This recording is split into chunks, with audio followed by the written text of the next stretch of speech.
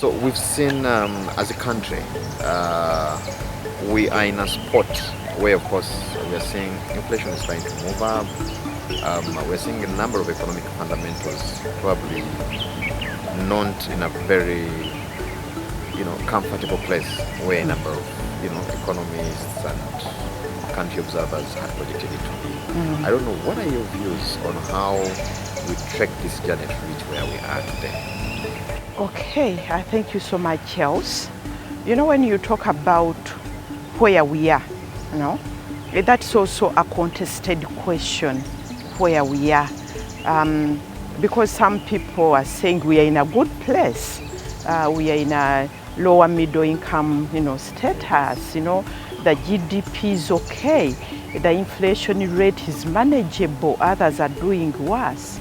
So I think the beginning place is to agree where we are, have that common understanding that maybe we are not in a good place, that maybe we can do better. Then we can agree on what do we do, to get out of the situation. So most often, the economy is like a person. If the economy is ailing, it's like a person when you have a disease, you are ailing. So the diagnosis has to be very good, then you go to the prescription. And for me, I think where we are as Uganda now, our diagnosis is not right, or it's wanting, and maybe we need to take some more time to see how are we ailing, because when you look at our economy, most of us are saying it's COVID, COVID pandemic, but we need to go back, and see those structural inherent challenges we have been facing as a country. We look at our exports, our production is very low, our production is very low, our exports are almost none there.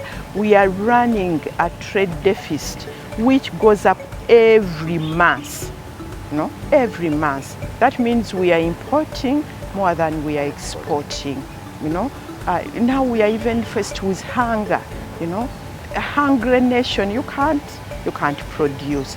So sitting on that table and looking at that, diagonizing the ailing economy, it's very important. Then we go into prescription. But now you see prescriptions coming up, PDM. I have no problem with PDM, but is it a solution to the challenges ailing the economy? So I think we need to go back on the drawing board, look at that and see, have a clear way forward. Because if we don't do that, we are wasting our mega resources.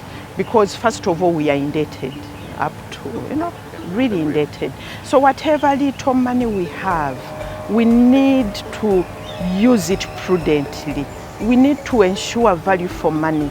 Now let's start, because there's a common word or common idea that I get when we talk about our deficit issues, when we talk about the fact that we have the markets and we cannot really utilize them.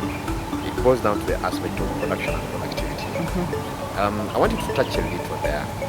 How do we get our economy to really produce? Because we can't talk about markets, we can't talk about trade before production. Yes. In as much as we can't really see the benefits of this production without the markets. Okay. If we are to increase our production has to be targeted. Because the beauty also is that our production is what we eat anyway. So you are hitting two things, I don't know, not birds. No, yeah.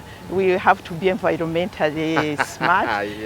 But you hit a number of things with one stone. Yeah. So if we increase our production and productivity, we also have food. But we need to have a systematic production. And to do that, we start from the market. Because today, you go to the market, to the street, pineapples are there. So many of them, if somebody brings you 10 pineapples, 10,000, and then you say add on another one, and he runs and brings another one. how much are the farmers getting, you know. So our production has to be clearly targeted to the market. So we start from the market. All these markets which I have told you about, they need food, you know. So we start from the market, because trade is about a specific market and a specific product, even the color, the type, the quality, the quantity. We start from there. Countries need, for example, a product like sunflower. They were telling us we can't produce our soap because soya and sunflower, Ukraine war. But sunflower takes 4 or 3 months to grow, you know. So we need to organize our production like that, you know. Markets are negotiated.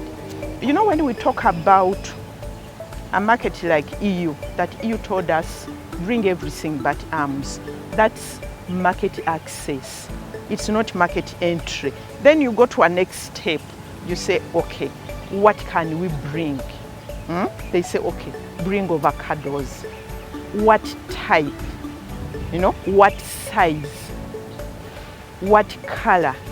In what quantities? You negotiate that. What taxes? Because all those products are taxed, you negotiate that tax. Then you come back and mobilize production to go to that market. And this is where we are failing. EU will have been having self-bans. They tell us, your paper, please don't bring, you know? Because we haven't negotiated the market entry requirements, you know. So when you look at all these markets, the CFTA, even the ES market here, we need specific product agreements. My next question and message, which I wanted you to actually package on this one, is to the policy makers and implementers. What would you tell them against the background of the submission implement? Now the policy makers, because there is policy, there are also resources. For example, when we talk about a budget, that's a policy. Where are we putting our money? No? So to our policy makers, we need to put our money where our mouth is. Our mouth is on agro-industrialization. Put money there. Ensure people are producing according to the standards, the required standards for the market. And that means that you need extension workers, you need production officers, you need commercial officers. So the commercial officers are working with the production officers and the extension workers. So we need to reorganize that production, and we need to put money, resources there. And for me, I believe if we do that, that's a viable investment.